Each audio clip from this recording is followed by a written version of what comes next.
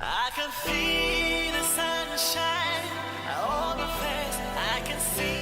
Every 7th of April, in Rwanda, we remember those that lost their lives in the 1994 genocide against the Tutsi.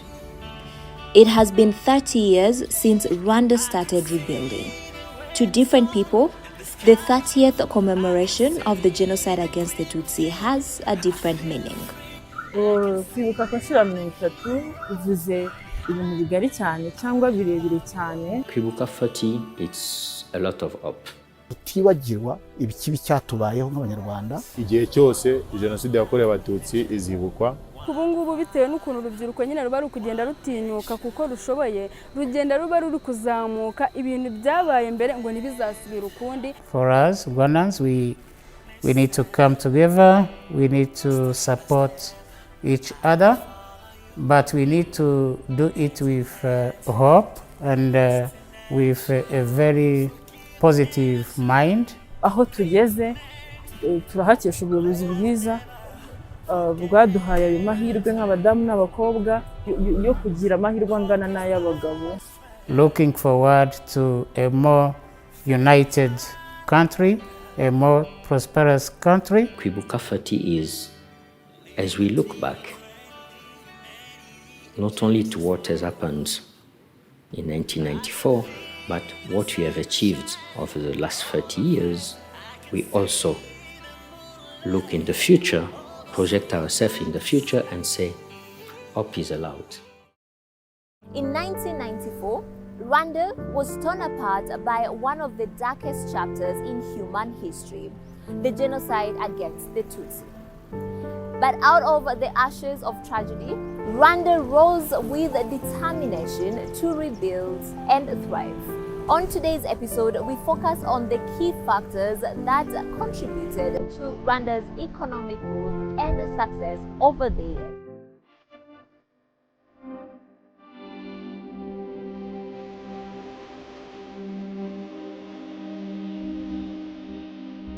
"30 years ago, Rwanda lay in ruins, crippled by devastation, both economic and social. Infrastructure was in ruins, institutions were weakened, and human capital was severely depleted. However, the country embarked on a path of reconciliation, seeking stability and initiating bold economic reforms. Today, we delve into the depths of Rwanda's condition in 1994, setting the stage for its remarkable journey of resilience and renewal. The situation at the time was really a difficult situation in the sense that we had lost more than 1 million people, and many of them were actually part of the intelligence. So we had lost this. We had 3 million people that had gone out of the country, actually flying away. All the infrastructure was destroyed. The civil servant at the time, 80% of the civil servant didn't have university level. So that less than secondary 6 level, 80% of the civil servant that we had at the time. Inflation was at 64%. Economic growth, actually the economy had, that was already stagnating before 94, again shrunk by 50% in 94. So that's the situation we had at the time, the economic situation. And the impact was not only economic, but also social. And poverty was estimated at 78%. So it means that 4/5 of the population was living in poverty. We needed to restart everything from scratch. So everything, everywhere you are looking, everything was a priority. It was difficult to say, I do one, I don't do the other. So what do you do in that case? The key challenges, they can be looked at in two parts. One, social challenges, the other economic challenges, obviously. After 1994, we had a serious humanitarian crisis, so many refugees, displaced people, survivors who had lost their beloved ones, many who had committed genocide. Those were humongous social issues that had to be dealt with. Rwanda has been undergoing several developmental phases, and this is since after the aftermath of the genocide against Tutsi back in 1994. It is not very easy to describe the starting point because everything was destroyed. Even the infrastructure was destroyed, government institution, administration, building, everything was destroyed. Actually, measuring that period was not so easy because it was very, very, very down, and actually the country, there was no hope even to recover the country. In a nation stripped of everything, the question arises: where does the rebuilding process begin? The very first thing I always tell people, the very first thing is people need to know that the following day they will still be alive. So security and peace comes even before the economy. You know? Because there's no economy when you don't have stability or peace or security. You can't even produce anything. So the second thing, once you've got security, basic services. People want schools, people want to be able to go to the doctor, to the hospital, at least. People need food. So the day, once they say, I will still be alive tomorrow, what do I eat? What do I wear? So the basic services follow the security. To ensure that you get security, the very first thing was having a government. Put in place a government of national unity to foster unity and reconciliation. So restating people in places where they can live, for those who are coming out of other countries to Rwanda, but also those who had gone out of the country in 1994, and ensuring that harmony of people was, I think, for me, the biggest challenge. Then the justice issues. Unity, reconciliation has been quite a journey for us and still is, but I think quite good progress. The idea of fostering reconciliation among Rwandans. So on the social front, those were real issues. But that goes also with other underlying socioeconomic aspects, like again access to schools, access to hospitals, access to clean drinking water, access to electricity. Basically, the genocide and the war added to the already poor state the country was, brought us several steps backwards. So trying to catch up, I think, has been quite a challenge for all of us Rwandans. But then on the economic aspect as well, infrastructure was destroyed for sure. Rebuilding roads, just connectivity, ensuring connectivity of the country, rebuilding roads, rebuilding schools, rebuilding hospitals, and then you add other key things like offices and industries. All those infrastructure activities are very costly for a country, but amazingly all those things have been, there has been simultaneous tackling of all those aspects because they are all key. You can't progress in development without electricity, you can't progress without connectivity of roads, but you also want to invest in industries. We've seen efforts to renovate airports and now building new airports.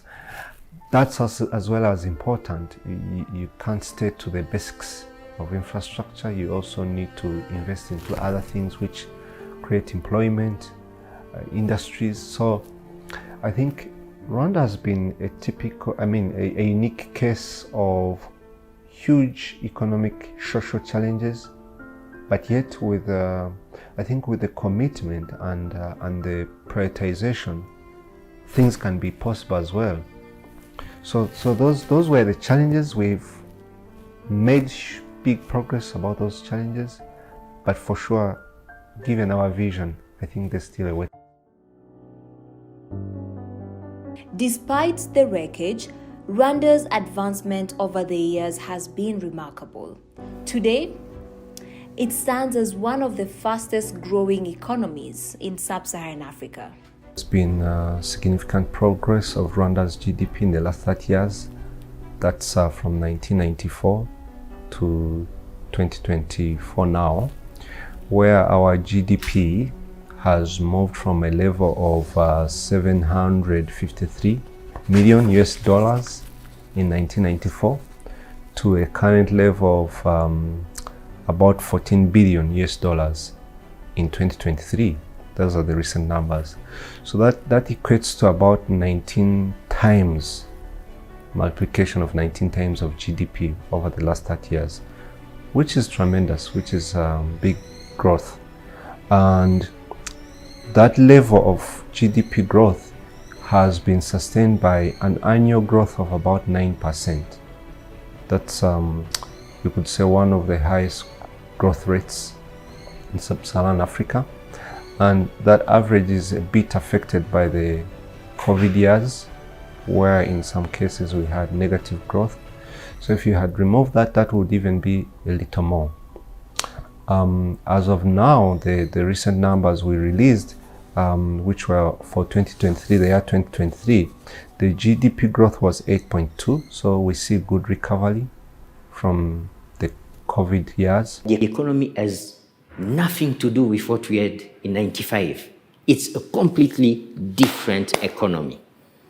A completely different economy.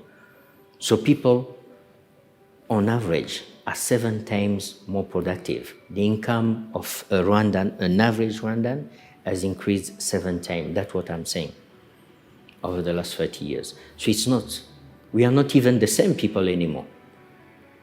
We are not living at the same standards anymore. Just look at life expectancy. More than 10 years, we were like at 49 or 41, and we are at 67. So you increase over 30 years, you increase your life expectancy more than 20 years. These things don't happen. You know, these things normally don't happen. I would call it a miracle over the last 30 years, to say the truth. And it's not only that we had growth, we actually reduced poverty. When I started, I was telling you 4/5 of Rwandans were living under poverty. Yeah. In the latest figures we've got by the Institute of Statistics, it's not even the recent one, 16-17, we were at 38%. So we actually more than halved poverty. We more than halved poverty, the poverty levels. We reduced inequality at the same time. So you get growth, poverty reduction, reduction in inequality. It tells you the story. I think it tells you that this is not the same society anymore. This is not the same economy anymore. Economic growth serves as an important tool for alleviating poverty and enhancing quality of life. Let's explore how this positive economic momentum has translated into tangible improvements in these crucial areas. That could be seen in various indicators of well-being, which you could say in terms of access to basic services like electricity, water, education, but also when it comes to well-being in terms of poverty. So poverty levels post-1994 were in the ranges of 65 to 70% of Rwandans were poor then. And that kept dropping to the recent numbers which we had of 2017 when we last did the survey, which were about 38% poor. So that has reduced by a half. We are now doing another household survey to measure poverty. But also when you look at the other dimensions like access to water, access to electricity, access to water is now about 82% of Rwandans having access to clean drinking water, 61% having access to electricity. So those are key aspects of well-being. Education also has improved in terms of primary enrollment in the ranges of 85% over the last number of years, but also secondary, basically is significant and steady improvements in other well-being indicators. The statistics underscore advancements across various well-being indicators. To delve deeper into how these improvements have impacted their day-to-day experiences, we engaged with several Rwandan citizens. In 1994, I was still a child, but I was at an age where I could understand and remember. During that time and my age, what I witnessed was not something a child could have witnessed. It was a tough time, and seeing dead bodies was not something that a child should have experienced. I went through that period, and comparing it to now, there is a huge difference between where Rwanda was and where the country is today. Seeing dead bodies, seeing people dying, seeing children who lost their parents. I also lost my parents and grew up in a tough life.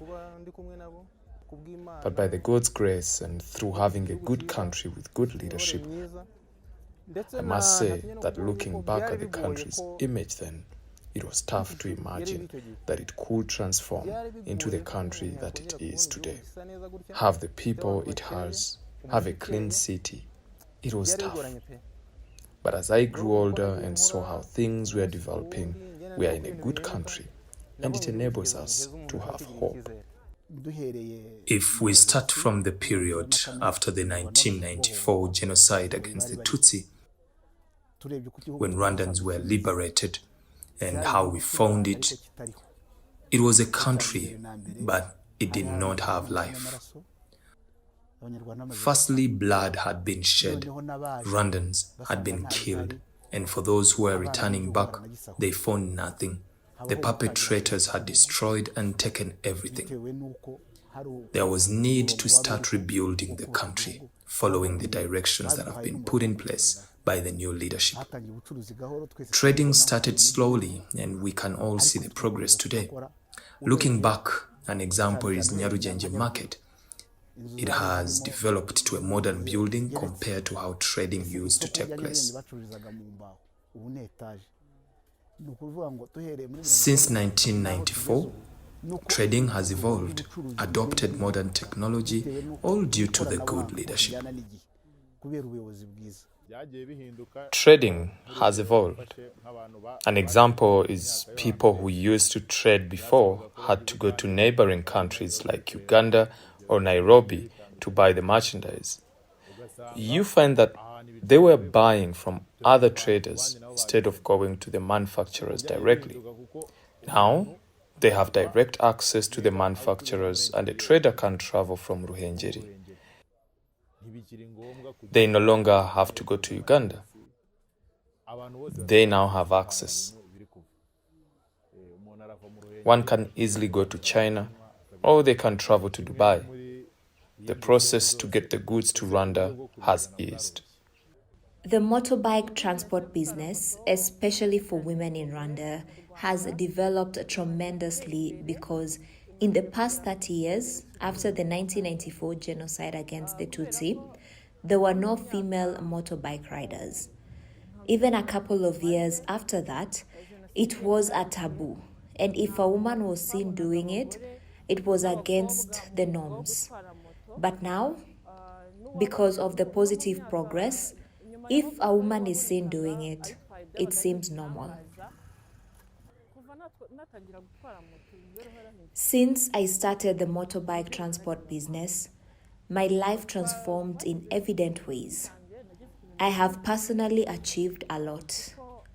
I cannot say everything that I have gained from it, but I am now in a position to help others compared to how I was when I was relying on help from other people. Since then until now, I can say that on my end, I have hope that my family and my lineage will have a stable life, and if we are lucky, we can continue with the leadership that we have, because there is a big difference between the leadership that we have now and the one that we had before. We have a leadership that gives everyone an opportunity. kwibuka ni amateka. Remembering is part of our history, abanyarwanda muri history rusange, that defines Rwandans umuryango in mugari general. w'abanyarwanda. There Kwibuka has iyo been hashize great imyaka 30 transformation from how ko things imyaka ya were mbere in the dukurikije past and now. uko twabibonaga, wenda njyewe I ntabwo nari wasn't ndiho born navutse yet nyuma y'icyo when it gihe, happened, but I have ariko witnessed the twagiye tubona changes. impinduka nyinshi. Hagiye habaho There used to be ingengabitekerezo genocide ideologies, ikagumya yaguka, but the government bamwe has barayisansibiriza worked abandi, to sensitize the ariko people hamwe na and leta y'ubumwe led to twagize unity and nziza, reconciliation yagiye among byose the people. idufasha. Abantu People are now bariyunga, working together abahemukiranye in the same bariyunga, spirit leta for the ishyiraho gahunda development za leta of the zishinzwe country. ubwiyunge no kugira ngo abantu bumve ko bari mu mwuka umwe kandi w'iterambere ry'igihugu. Indeed, the nation has made significant progress. We now break down step by step the tangible measures implemented, such as establishing institutions to foster economic growth. And some of the things that we had to do, not in 95, but like in 97, we created this Ministry of Finance and Economic Planning. It was created in 97. We had to create Rwanda Revenue Authority. In 97, 98, the Rwanda Revenue Authority started. In 2000, we created the Office of the Auditor General. And those years, we also created RIEPA, CAPMER to attract investors. In 2008, all these institutions, there were 8 of them that we transformed into the Rwanda Development Board. So putting in place the institutional setup was very important. When Rwanda Revenue started, in 95, we had 22 billion of tax revenue, and it represented 6% of GDP, I think. This year, last year at least, we had 100 times, more than 100 times that. So in 30 years, we multiplied revenue collections by putting in place Rwanda Revenue Authority.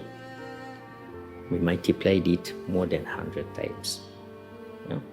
So this is the importance of the institutions. Yeah? I was giving the example of the Ministry of Finance, RDB, and the rest. All this is part. So the institutional setup is important in getting the economy on the right path. But we made also other decisions along the way. We wanted an open economy, liberalize the economy, trade with the rest of the world. That was very important also. Trading with the rest of the world. And remember, we joined quite a lot of communities. There was already the ECAS that we rejoined, but also the EAC, East African Community, that we joined. We made a decision around 2007. We have now been, since a few years, the champion of, I would say, the African continental free trade areas. So in terms of liberalizing and opening up to the rest of the world, this is a decision that you made quite early, in the early days. But opening up and liberalizing also means opening up the mindsets of people, the mind of people. So it's being open to new technology, adopting technology, adapting technology. And at the time we started, over the last 30 years, actually we had our ICT plans, ICT development plans that we used to call at the time Nikki 1, 2, 3. We started them quite early also in the process. Yeah? So it means already in the 2000, we were thinking about ICT and technology. Actually, in our Vision 2020 that we finalized in 2000, technology and ICT is one of the cross-cutting issues, saying it needs to serve every single sector.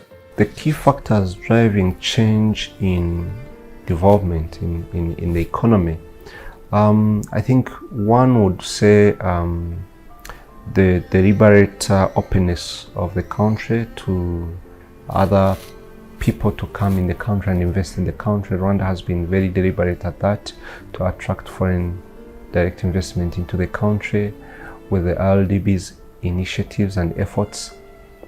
That is very important, but also the ease of doing business, not only for foreigners but also for Rwandans, I would say would also be a key factor, because the private sector is definitely the main engine of development and growth, and actually also the main source of employment. But you could also deliberate investments by the government to kickstart various sectors.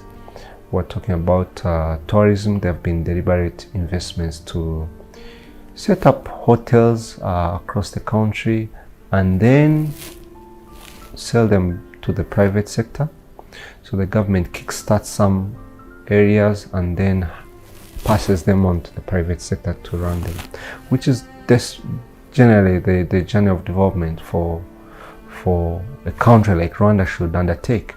There are some sectors where it will be challenging to just for the private sector to come on its own. It needs the government to kickstart it. So openness and deliberate government investment and ease of doing business, to me, would be the main three drivers. But overall, obviously, security and peace. Nothing can progress well without stability.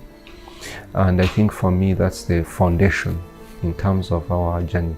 Over the years, Rwanda has made significant progress, but the journey of rebuilding continues. During this period, the business age will focus on Rwanda's bold steps towards economic recovery.